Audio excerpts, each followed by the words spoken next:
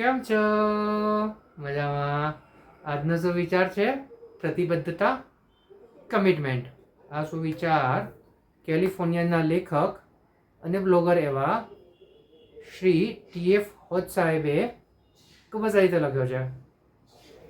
Commitment, પ્રતિબદ્ધતા.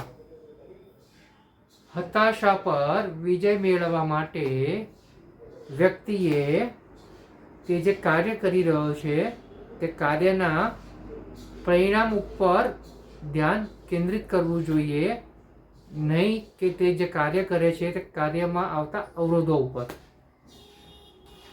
મારા વાલા મિત્રો, અહીંયા શ્રી TF હોજ સાહેબ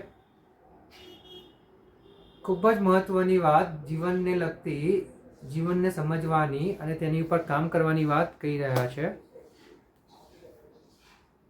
આપણે બધા શું માનીએ છીએ કે આપણે જો કંઈ કામ કરવું હોય, કામમાં સફળ થવું હોય તો આપણે તેના માટે પ્રતિબદ્ધતા રાખવી પડે છે, કમિટમેન્ટ આપવું પડે છે.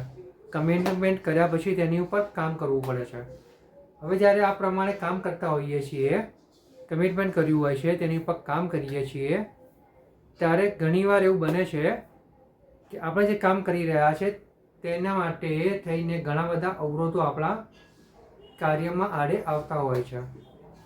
હવે જો આપણે આપણા પરિણામનું ધ્યાન છોડીને આપણે જે કાર્ય કરી રહ્યા છે તેના અંતિમ જે પહોંચવાનું છે તેને છોડીને અગર આપણે અવરોધો વિશે વિચારીશું તો આપણે નિરાશ થઈશું, હતાશ થઈશું, કહીએ તો ફ્રસ્ટ્રેટ થઈશું.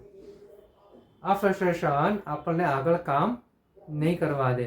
જો કરવા દેશે તો તે કામમાં પરફેક્શન નહીં હોય, દિલથી કામ નહીં હોય.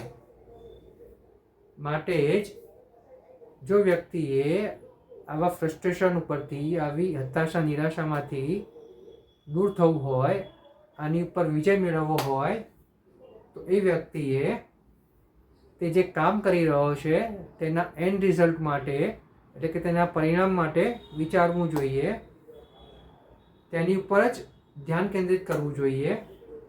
જો વ્યક્તિ આ વસ્તુ શીખી ગયો તો તે ભલભલા ઓબ્સ્ટેકલ્સ, મોટા મોટા હતાશા, મોટી મોટી નિરાશા બધાને દૂર કરી શકશે, બધા અવરોધોને પાર પાડી શકશે અને તેણે જે કાર્ય કરવા માટેની પ્રતિબદ્ધતા આપી છે, કમિટમેન્ટ આપ્યું છે તે પૂરું કરી શકશે.